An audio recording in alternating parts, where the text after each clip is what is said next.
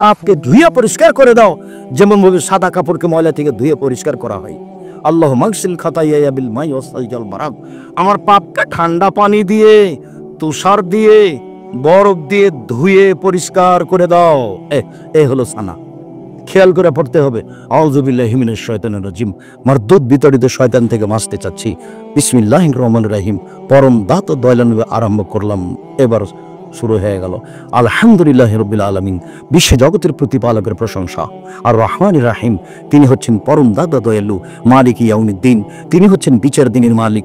ইয়াকা না'বুদু, একমাত্র তোমার ইবাদত করি। ওয়া ইয়াকা নাস্তাঈন, একমাত্র তোমার কাছে সাহায্য চাই।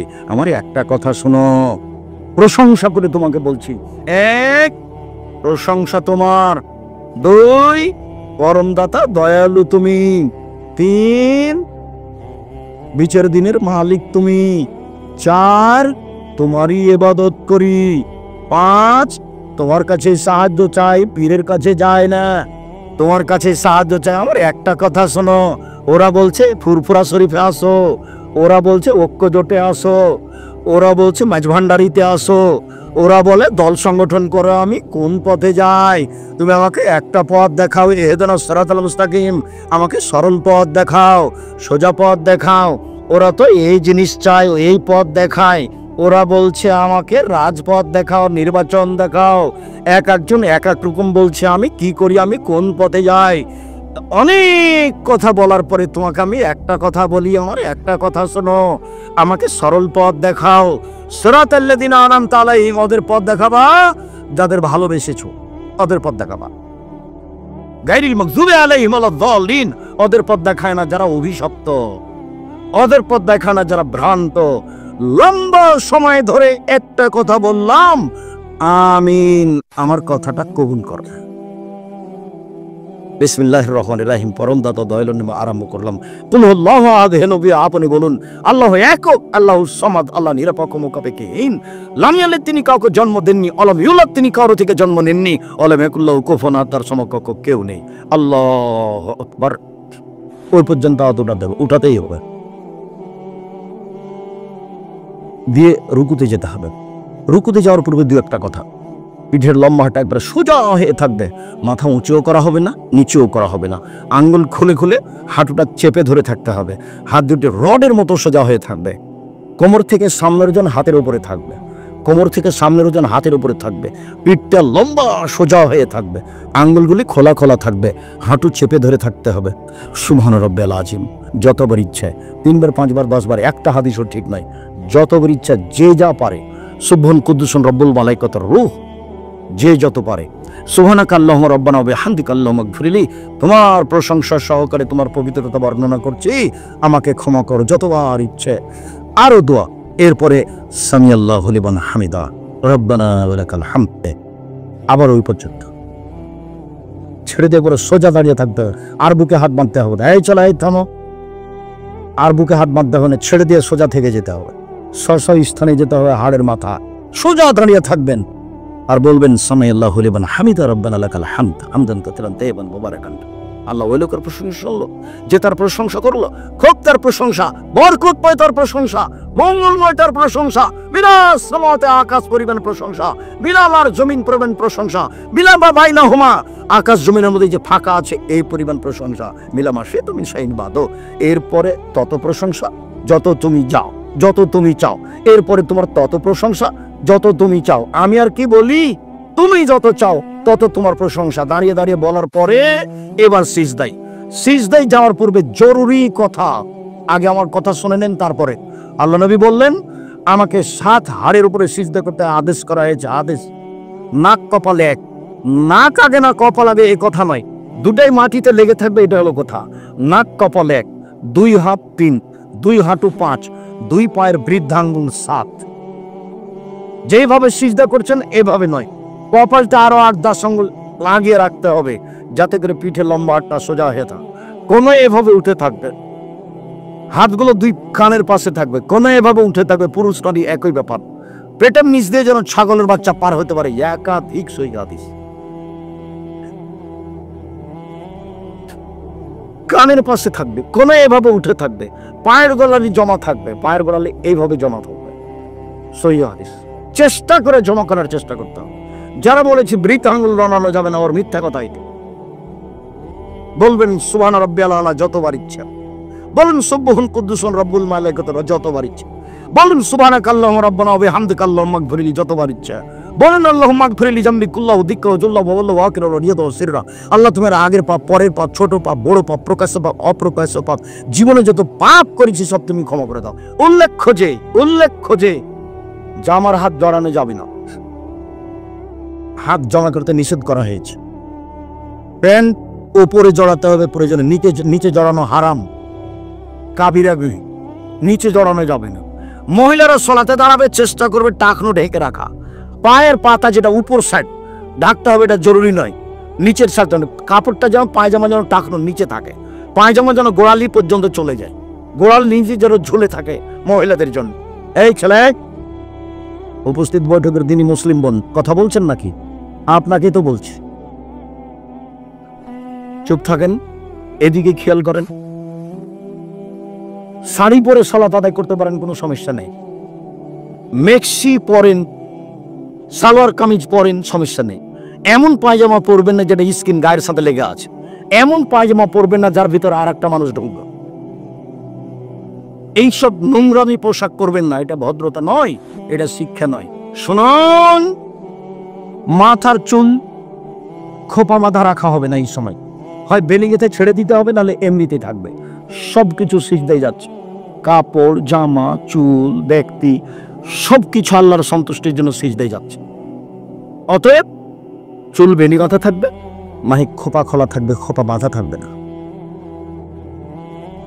এমনি ছাড়া থাকবে চুল, আর নাহলে বেনি গাঁথা থাকবে, পিছন দিকে ঝুলবে। সিজদাতে যেভাবে পড়বে যেমন পড়বে। হাতগুলো জড়া করা নিষেধ, জমা করার নিষেধ। পায়ের নিচে প্যান্ট জমা করা হবে না, প্রয়োজনে উপরে জড়াতে হবে। এটা হলো পরনের জায়গা, পড়তে হবে তার স্থান। তারপরে আপনি উঠে আসেন, আল্লাহুম্মা ইগফিরলি ওয়া রাহমনি ওয়া হাদিনি ওয়া আফিনি ওয়া রযুকনি। আল্লাহ তুমি আমার প্রতি দয়া করো, আমাকে ক্ষমা করো, আমাকে খেতে দাও, আমাকে হেদায়েত দাও। এরপরে আবার সিজদায় যাবেন, এভাবে সিজদায় দোয়া পড়বেন। সিজদার দোয়া অনেক আছে, আপনার জন্য দোয়ার বইটা লিখেছিলাম, জানি না আপনার বাড়িতে আছে কিনা। আপনার জন্য উপদেশ বইটা লিখেছিলাম, পরবর্তীতে এসে নামাজের উপরে বই আপনার জন্য লিখেছি। মানুষ হিসেবে চেষ্টা করেছি ভালো করে লিখার যতদূর সম্ভব। কত হাত তুলে দোয়া আছে, কোথায় আছে হাত তুলে দোয়া, সব বিস্তারিত দিয়েছি, পদ্ধতিগুলো বিস্তারিত দিয়েছি। আজান একটা চলবে না, দুটা চলবে জুমার দিনে, সেটা দেওয়ার চেষ্টা করেছি। আমি মানুষ হিসাবে নামাজের উপরে বইটা লিখতে ত্রুটি করিনি, মানুষ হিসেবে সম্ভবপর চেষ্টা করেছি। তারপরে আপনি এবার বসেন। যদি আত্মাহিয়াতের বৈঠক হয় তাহলে বাম পায়ের পাতার উপরে বসে থাকবেন, আর ডান পা খাড়ো করে রাখবেন, আঙ্গুল কেবলামুখী থাকবে। আর যদি সালামের বৈঠক হয়, সালামের বৈঠক 4 রাকাতে হয়, তা হলো জোহর, আসর, এশা। সালামের বৈঠক 3 রাকাতে হয়, তা হলো মাগরিব। সালাতের বৈঠক 2 রাকাতে হয়, তা হলো ফজর। সালামের বৈঠক 1 রাকাতে হয়, তা হলো বিকির। সালামের বৈঠক হলে বাম পা ডান দিকে বের করে দিবেন, পিছন নিতম্বটা মাটির উপরে রেখে দিবেন, বাম হাত জমা করে হাঁটুর উপরে রাখবেন, ডান হাত এই কনিষ্ঠ আঙ্গুল 2টা জমা করবেন। করেন তো দেখি, মেয়ে মানুষ আপনিও করেন। এই মেয়ে খালেদাই, তুমিও করো, 2টা আঙ্গুল জমা করো। দেখেন আপনি তৃতীয় আঙ্গুলের নখের উপরে বৃদ্ধ আঙ্গুলের পেট রাখেন, তৃতীয় আঙ্গুলের নখের উপরে বৃদ্ধ আঙ্গুলের পেট রাখেন। এই তুমি করছো না, তোমাকে তো বললাম। এই বৃদ্ধ আঙ্গুলের পরের আঙ্গুল অবিরাম নড়বে, একবার নয়, ভুয়া হাদিস, জাল হাদিসও নেই। অবিরাম নড়বে মানে আপনি শয়তানকে আঘাত করছেন। স্বাভাবিক গতিতে সালাম পর্যন্ত, আত্মাহিয়াতের বৈঠক পর্যন্ত, সালাম পর্যন্ত, তারপর তাশাহুদ, তারপর দুরূদে ইব্রাহিম, তারপর দোয়ায়ে মাসুরা। দোয়ায়ে মাসুরা পড়ার চেষ্টা করবেন, গুরুত্বপূর্ণ দোয়া, অনেক ক্ষমা চাওয়া হয়েছে। তারপরে আমার একটা পরামর্শ আছে, রাব্বিরহামহুমা কামা রাব্বায়ানি সাগীরা, ভুলবেন না, না ভুলেন যেন, তার জন্য আমি কি পরামর্শ দিয়েছি? 2 রাকাত সালাত আদায় করে আল্লাহকে বলা, আল্লাহ আমি যেন সালাম ফেরার পূর্বে আমার বাপ মায়ের জন্য এই দোয়াটা যেন না ভুলি, তুমি আমাকে সাহায্য করো। আপনার আব্বার বাড়িতে আপনি আছেন, তার জমি জায়গা ভোগ করেন, তার জন্য আপনি কি করবেন? আপনি এত ভালো ছেলে, আপনি কিছুই করেন না, তো আপনার ছেলে মেয়ে আপনার জন্য কি করবে? আপনাকে আমি কি দিয়ে বুঝাই? একটা লোক এসে বলছে, আল্লাহর নবী আমার আব্বা মারা গেছেন, জমি জায়গা ছেড়ে গেছেন, ওসিয়ত করে যাননি, আমি যদি এখন আমার আব্বার নামে দান করি তাহলে আমার আব্বার পাপ মিটে যাবে কি? আল্লাহ রাসূল বলেন, নাম হ্যাঁ, হাদিস বুখারী মুসলিম, তোমার আব্বার পাপ মিটে যাবে। তখন তিনি ছোট বড় বললেন না, পাপ মিটে যাবে বললেন। একজন লোক এসে বলছে, আল্লাহ নবী, তাত উফতানা তাদুম্মি, আমার মা হঠাৎ মারা গেছে, লাউ তাকাল্লামাত তাসাদ্দাকাত, আমার মা কথা বলতে পারলে দান করতেন। আফা উসাদ্দাকান, হা, আমি কি এখন আমার মায়ের নামে দান করতে পারি? আল্লাহ সব, আমার মায়ের নেকি হবে কি? পালা নাম, আল্লাহ রাসূল বলেন হ্যাঁ। বুখারী মুসলিম। এই ছেলে, তোমার মায়ের নামে কয়দিন দান করেছো? আমরাও আপনাদেরকে বসার জন্য আন্তরিকভাবে অনুরোধ জানাচ্ছি। যারা আপনারা মহিলা মানুষ আছেন, স্বভাব গতি একটু পরিবর্তন করেন, কথা না বলে বক্তব্য শোনার চেষ্টা করেন। এসেছেন তো বক্তব্য শোনার জন্য, তো গল্প করছেন কেন? আর একজন কাঁধের উপর দিয়ে চলে গেলে মুখ খুলবেন না। একটু শরমবোধ, ইতস্তবোধ করেন। বহুদিন থেকে আপনাদের মাঝে আসি, কিন্তু পরিবর্তন বোঝা যায় না। সবাই পরিবর্তন হয় না, এ কথা নয়, কিন্তু আপনি কথা বলছেন কেন? আপনি মহিলা মানুষ, শরম হয় না কেন আপনার? আপনি একটু বিবেচনা করবেন। আর এটা দিনই বৈঠক, আপনার গায়ের উপর দিয়ে আরেকজন চলে গেলে আপনি মুখ খুলবেন না। এসেছেন, কিছুক্ষণ বসে থাকেন, আপনার কিছু না কিছু উপকার করব ইনশাআল্লাহ। আনাস রাদিয়াল্লাহু তাআলা আনহু বলেন, আল্লাহর নবী বলেছেন, as-salatu salasatu aflasin, সালাত 3 ভাগে বিভক্ত। আর তাহুরু সালাসুন, ওযু হলো 3 ভাগের 1 ভাগ। আর রুকু সালাসুন, রুকু হলো 3 ভাগের 1 ভাগ। আর সুজুদ সালাসুন, সিজদা হলো 3 ভাগের 1 ভাগ। ফামান আদাহা বিহাক্কিহা কুবিলাত সালাতু কুবিলা সাইরু আমালিহি, যে ব্যক্তি ঠিক ঠিক রুকু সিজদা করলো, সুন্দর করে ওযু করলো, তার সালাত কবুল করা হবে। আইন রুকতাত আলাইহি সালাতুহু, তার উপরে যদি সালাত ফেরত দেওয়া হয়, রুকু ভালো হয়নি, সিজদা ভালো হয়নি, ওযু ভালো হয়নি, এই কারণে যদি সালাত কবুল না করা হয়, তাহলে বাকি সব ইবাদত বাতিল হবে। হাদিস সহিহ। ইবাদতের জগতে সবচেয়ে দামি ইবাদত দান, এ কথাই ঠিক। দান দিয়ে জান্নাত কিনা যায়, আর সালাত দিয়ে জান্নাত পাওয়া যায়। তো দুটো দুই রকম। দান দিয়ে জান্নাত কিনা যায়, সালাত দিয়ে জান্নাত পাওয়া যায়। এরপরেও সালাত এমন একটা ভিন্ন ধরনের ব্যতিক্রম ইবাদত, যদি সালাত কবুল না হয় তাহলে দান বাতিল বলে গণ্য হবে। অথচ ওটা ভিন্ন জিনিস, সেটা ভিন্ন জিনিস। হজ করলে মানুষ হয়ে যায় সেই দিনের মতো যেদিন তার মা তাকে জন্ম দিয়েছে, নিষ্পাপ হয়ে যায়। মানে হজ একটা বড় ইবাদত, এ কথাই ঠিক। তারপরেও যদি সালাত তার কবুল না হয়, তাহলে এত বড় ইবাদত হজ বাতিল হবে। সালাত এমন একটি ইবাদত যার উপরে নির্ভর করে অন্যান্য ইবাদত। এখানে একটা কথা থাকছে, সুন্দর ওযু, রুকু, সিজদা, যা সময়ের গতিতে আসবে। আমরা সালাত ও ওযু নিয়ে দুইটা কথা বলি। আবু হুরায়রা রাদিয়াল্লাহু তাআলা আনহু বলেন, এই ছেলে দেখো তো, সামনে যে দু একজন লোক দাঁড়িয়ে আছে, তো তোমরাই কি দায়িত্ব পালন করছো? সেটাই কি দাঁড়িয়ে আছে? না আমি ভুল বুঝছি? তোমরা কি করছো? তোমরা পাহারা দিতে পারো না? কয়জন তোমাদের জিম্মেদারিতে আছে? তোমরা দাঁড়িয়ে থাকো এখানে, মধ্যে সেই মাথার দিকে দাঁড়িয়ে থাকো। তোমরা আমাদের ডেকে নিয়ে এসেছো, তোমরা কোথায় খেয়ে বেড়াচ্ছ নাকি? আল্লাহ রাসূল বলছেন, আলা আদুল্লুকুম আলা মা ইয়ামহুল্লাহু বিল খাতায়া ওয়া ইয়ারফা'ুদ দারজাত। সাহাবীগণ শোনো, আমি কি তোমাদের একটা আমলের কথা বলে দিব না, যাতে পাপ মিটে যাবে, মান বেড়ে যাবে? সাহাবীগণ শোনো, আমি কি তোমাদের একটা আমলের কথা বলে দিব না, যাতে পাপ মিটে যাবে, মান বেড়ে যাবে? কানু বালা। সাহাবীগণ বলেন, হ্যাঁ বলেন, এটা তো ভালো কথা যে পাপ মিটে যাবে, মান বেড়ে যাবে, পাপ মিটে যাবে, মান বেড়ে যাবে, কথা তো খুব ভালো। তখন আল্লাহর নবী বলছেন, শোনো, এক এসবাগুল অজু, সুন্দর করে অজু করলে পাপ মিটে যায়, মান বেড়ে যায়।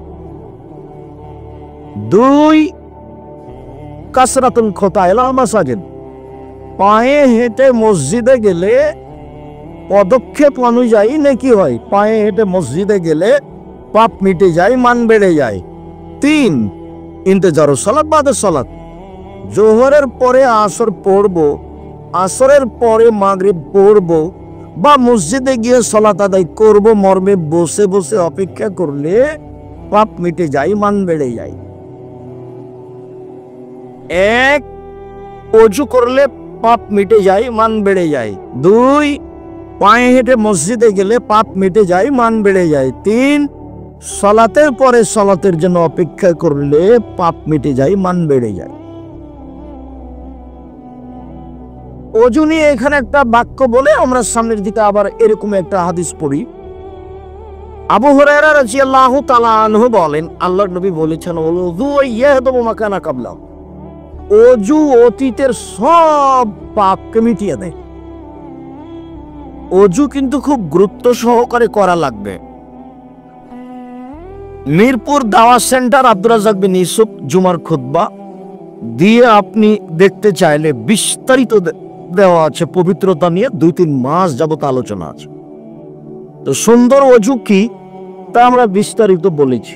এতটুক যে প্রত্যেকটা অঙ্গ ধোয়ার পরে পানি দিয়ে ধোয়ার নাম, দ্বিতীয়বার ধোয়া, ধোয়া জায়গায় পানি দিয়ে ধোয়ার নাম তৃতীয়বার ধোয়া। এ হলো সুন্দর অজু।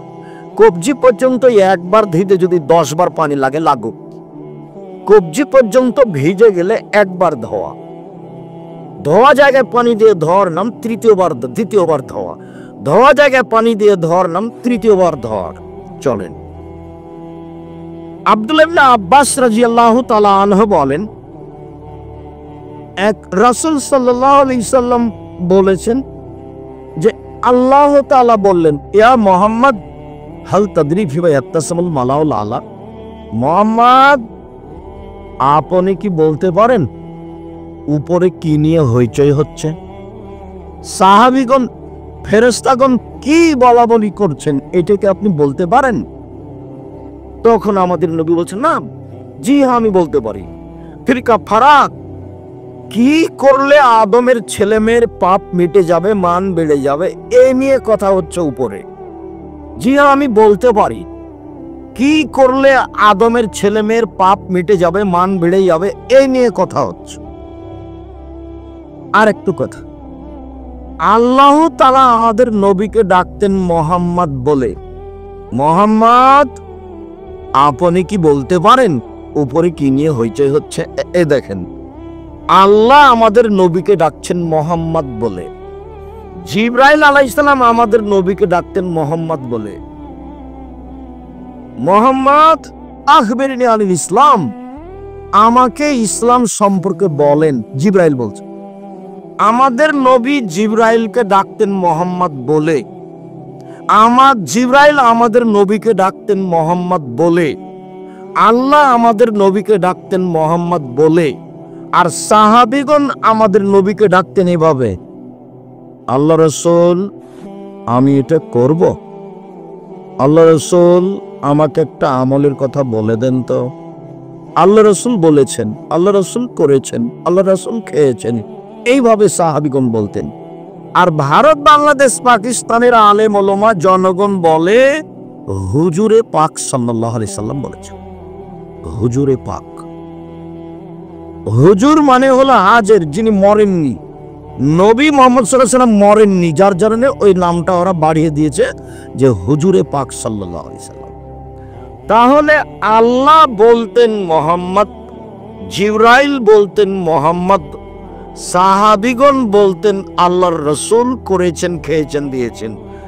আর ভারত, বাংলাদেশ, পাকিস্তানের লোকজন বলে হুজুরে পাক সাল্লাল্লাহু আলাইহি সাল্লাম বলেছেন।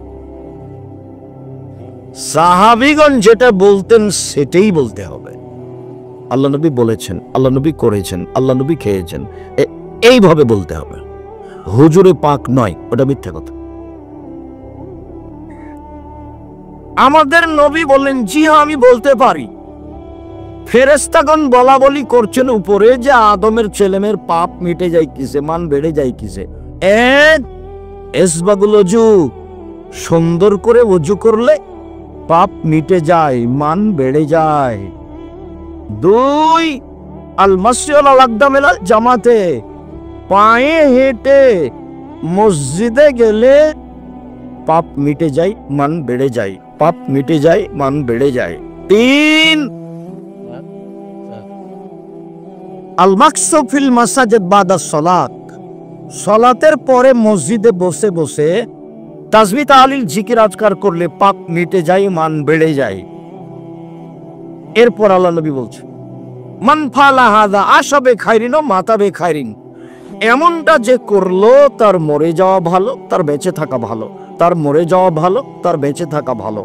এমনটা যে করলো তার মরে যাওয়া ভালো, তার বেঁচে থাকা ভালো। তারপরে আল্লাহর নবী বলছেন যে এরপরে লোকটা হয়ে যাক ইয়ামিন ওয়ালাদাতহু মিন খাতিয়াতিহি, লোকটা হয়ে যায় সেই দিনের মতো যেদিন তার মাতাকে জন্ম দিয়েছে, নিষ্পাপ হয়ে যায়। এই ছেলে, এদিকে খেয়াল করো।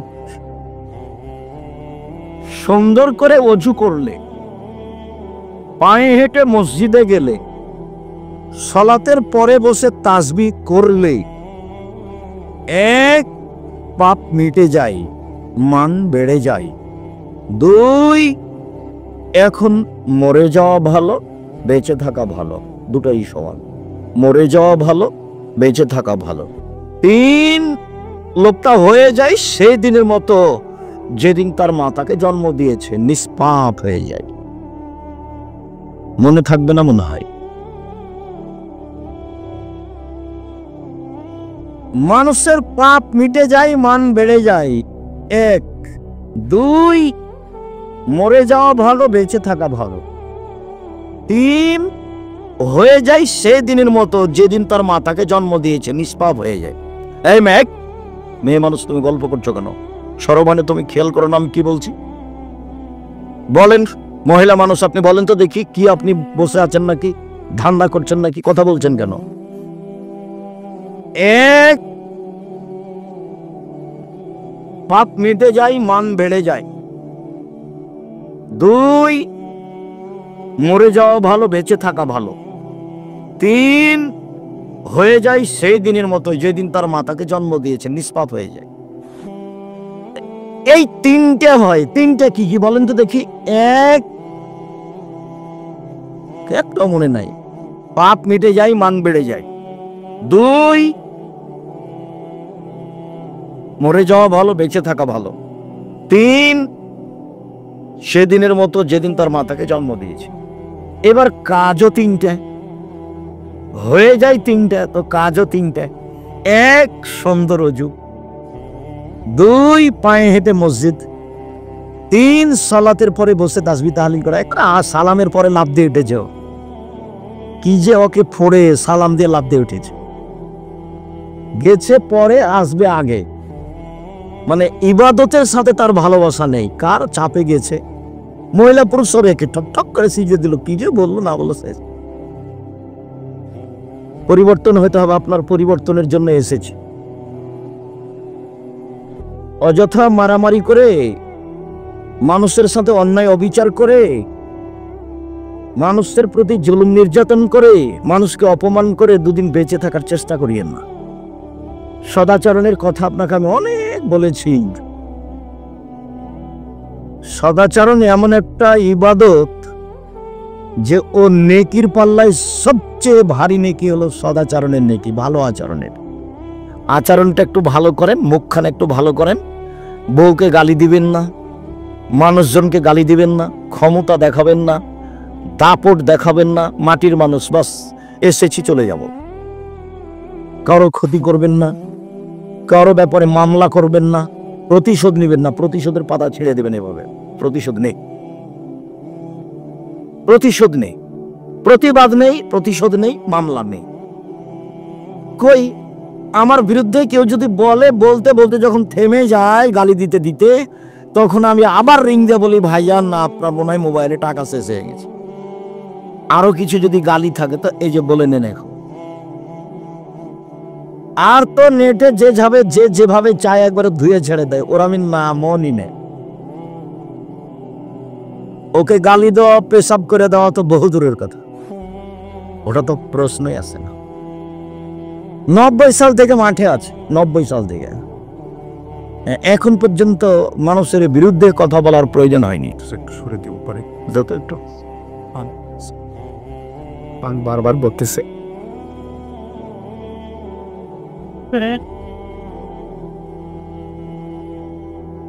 সম্মানিত দিনী ভাই বোন, প্রতিশোধ নেই, প্রতিবাদ নেই, মামলা নেই। জীবনে কারো বিরুদ্ধে মামলা করতে যাবেন না, কোর্ট নেই। প্রতিশোধ নেই, প্রতিশোধ নিবেন না, খালি মাপ। আল্লাহ বলছেন আমাদের নবীকে, ফাফু আনহু, আপনি মানুষকে মাফ করুন। আস্তাগফিরুল্লাহুম, মানুষ যে আপনাকে গালি দিয়ে পাপ করেছে এই জন্য পাল্টাবে, মানুষের জন্য আল্লাহর কাছে ক্ষমা চান। মানুষের বিরুদ্ধে যাওয়া তো বহু দূরের কথা। মানুষের বিরুদ্ধে যাবেন না জীবনে কোনোদিন। কাউকে খাটো করবেন না, কাউকে অপমান করবেন না, দল সংগঠন করবেন না। দল সংগঠন করলে আপনার ভিতরে সংকীর্ণতা আসবে। মানুষের বিরুদ্ধে বদনাম করা ছাড়া আপনার বাঁচার কোনো পথ থাকবে না। কারো পক্ষে যাবেন না, মাথাটা খালি থাকবে, একবারে ভিতরটা খালি থাকবে, কারো পক্ষে নয়, কারো বিপক্ষে নয়। মুহাম্মদ সাল্লাল্লাহু আলাইহি সাল্লামের সাথে বাস 5 ওয়াক্ত সালাত, হালাল রুজি, কোরআন তেলাওয়াত, আড্ডা পিটা হারাম। আড্ডা পিটা জীবনের জন্য হারাম। মসজিদে নামাজ পড়ে এসে, এশার সালাত পড়ে এসে দোকানে বসে যে আপনি গল্প করছেন, ল্যাংটা মেয়ে যে নাচছে, তো ল্যাংটা মেয়েকে দেখে চক্ষু ঠান্ডা করে, কলিজা ঠান্ডা করে জান্নাত কিনতে যান। এটা স্বভাব হলো আপনার স্বভাবই খারাপ, আপনার খাসলত খারাপ, আপনার অভ্যাস খারাপ। কেমনে আপনি বলছেন যে আমি ভালো মানুষ? আপনার শরম হয় না কেন? আপনার হায়া হয় না কেন? আপনার লজ্জা হয় না কেন? আপনি দোকানে বসে আড্ডা পিটবেন কেন? কেন আপনার শরম হয় না কেন? 5 ওয়াক্ত সালাত, হালাল রুজি, কোরআন তেলাওয়াত, অন্তত সূরা ইখলাস 3 বার পড়লে বাস নেকি লুটে নেন। নেকি লুটে নেন, ব্যাগ ভর্তি করে নেন। শ্বাস বন্ধ হলেই সময় শেষ। একবার ইখলাস পড়লে 10 পারা, আর একবার পড়লে 10 পারা, আর একবার পড়লে 10 পারা, 30 পারা পড়েন। দোকানে বসে আড্ডা পিটেন কেন? পুরুষ মানুষ আপনি, আপনার স্ত্রী ভ্যানিটি ব্যাগ নিয়ে বাজারে যায় কেন? বগুড়া যায় কেন? ওর স্বামী মরেছে, ওর দেবর মরেছে, ওর ভাসুর মরেছে, ওর বাপ মরেছে, ওর শ্বশুর মরেছে, ওর গ্রামবাসী মরেছে, ওর বংশের লোক মরেছে। ও কোন শরমে বাজারে যায়? কোন লজ্জায় যায়? কোন হায়ায় যায়? আপনি কা পুরুষ সেজন্য যায়? বীর মেয়ে তো পুরুষ। আপনাকে আমি মানুষই মনে করি না, আপনি একটা পশু প্রাণীর মতো। বুঝেও বুঝে না ওরা, অন্তর আছে বুঝে না, দেখেও দেখে না ওরা, চক্ষু আছে দেখে না, শুনেও শোনে না ওরা, কান আছে শোনে না। উলায়েকা কালানাম, তারা পশু প্রাণীর মতো, তারা গরু ছাগলের মতো, তারা কুকুর শ্রীগালের মতো, বালু মাজাল বরং তার চেয়ে খারাপ। আপনি আছেন, আপনার স্ত্রী আছে, আপনার ছেলে আছে, আপনার মেয়ে আছে, আপনার জামাই আছে, সবাই মিলে টিভি চালু করে দিয়ে ল্যাংটা বেটি ছেলে দেখছেন, তখন আপনি মানুষ? আপনাকে যে মানুষ বলে সেই পশু। আমি তো বলিনি কোনোদিন। আপনাকে, আপনার চরিত্রকে আমি গরু ছাগলের মতো মনে করি, কুকুর শ্রীগালের মতো মনে করি, পশু প্রাণীর মতো মনে করি।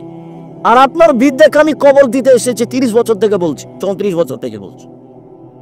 আপনি পুরুষ মানুষ, আপনার বউ ভ্যানিটি ব্যাগটা হাতে করে যাই কেন বাজারে? যাবে কেন? কই, আমরা তো কোনোদিন যাইনি, আছি তো বেঁচে। পুরুষ মানুষই যায় না, বেটি ছেলে মহিলা তো বহু দূরের কথা। আপনার কেন চলে? আপনার শরীরে রক্ত নাই, সবই পুজ। আপনাকে খারাপ লাগান। তোমার অবশ্য ওভাবে সাড়া চানি, তোমার মাই এখন বসে আছে ল্যাংটা হয়ে।